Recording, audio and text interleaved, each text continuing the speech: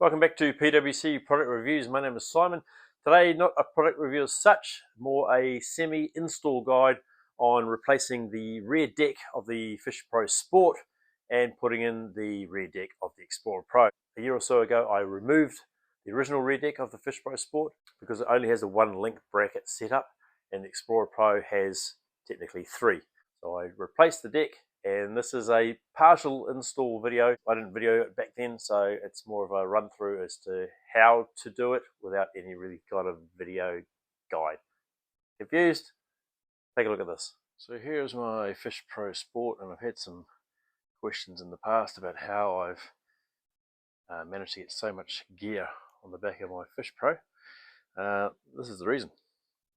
Here is the original rear deck of the Fish Pro Sport, and this is mine, which is the rear deck platform off the Explorer Pro.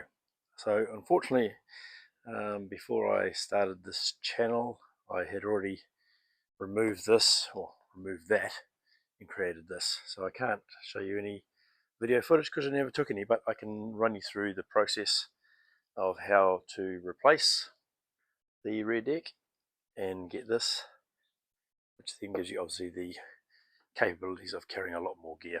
It's not a very difficult process. I'm definitely no engineer of any sort or mechanic, so if I'm able to do it, I would suggest anyone would be able to do it. So that's what it looks like originally.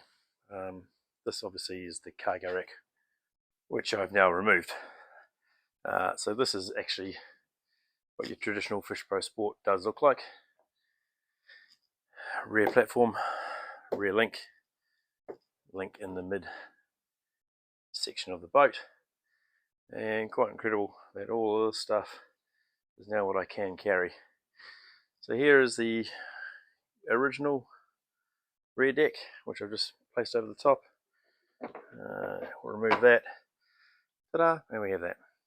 So let me show you how we get to this stage. So again, not a difficult process, but it's a timely one. It does take a little bit of time, and you need to be a little bit careful, especially if you want to keep this in good condition. I'm not sure if that was part of the removal process, may have been, or I might have damaged it somewhere else. But what you do need is a heat gun or even a hairdryer. It doesn't need to be too hot, but what you need to do is there's a whole lot of bolts under here which need removing, and if I flip this up, you'll see exactly what I'm talking about. These are the main ones. Okay, you will need a decent socket set to remove these. They are in pretty tight, with a whole lot of Loctite on the bolts. You can see there's sections around here as well which also need removing, and here, which is where your LINQ brackets will go under. But these are the main ones, and they all sit up here. So what you need to do to access that is you need to remove this padding area, which is very, very sticky. Now I've actually managed to stick all this back on, as you can see. It's for the most part a very good job. Here not so good, because this is where I started to lift this off, and I realized I was doing a bit of damage. It was too hot. If you can see under here, I was actually starting to burn the plastic as well. Too hot. Now, what I found out as I was going through, it doesn't actually have to be that hot to lift this up. So this comes off, and then you remove your bolts, which again are all here. Clips on the side, which you have to remove this bolt, which I think is this one here. Correct. Remove that one, and then this little clip clips into underneath here, which can be a little bit tricky to unclip without breaking, and I think I might have broken. Oh, maybe not, maybe. Oh, no, it looks a little bit damaged. Yeah, it was a bit rough.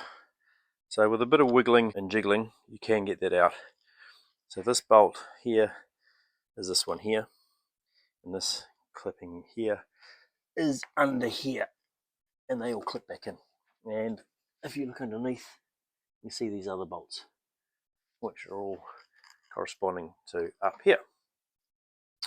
Once that is off, you need to remove this section here, which is this part here. And from memory, no, you do need to do something else. You need to remove your boarding ladder because this gets in the way. So that needs to come off as well, which is quite simple. And from memory after that, this just slots straight in. Now under here, there's a whole, I can't even see through here, no you can't. Under here, there's a whole lot of polystyrene or foam, a whole lot of polystyrene or foam, which is the flotation, which gives you the flotation on the rear deck. But under here is a whole lot of foam pieces which all sort of slot in here. And obviously you need to keep those. And they may be stuck in there. Look, they may be stuck in there. I'm not sure, can't remember. But again, it wasn't a major process. And then you just put everything back together, and you will get your Explorer deck put on. So you can go from this, which only lets you do this, to this, which can get you this. By adding the cargo rack, you can get all this, plus this, which are extra LINQ attachments on top to add even more stuff. Again, and we just keep on going.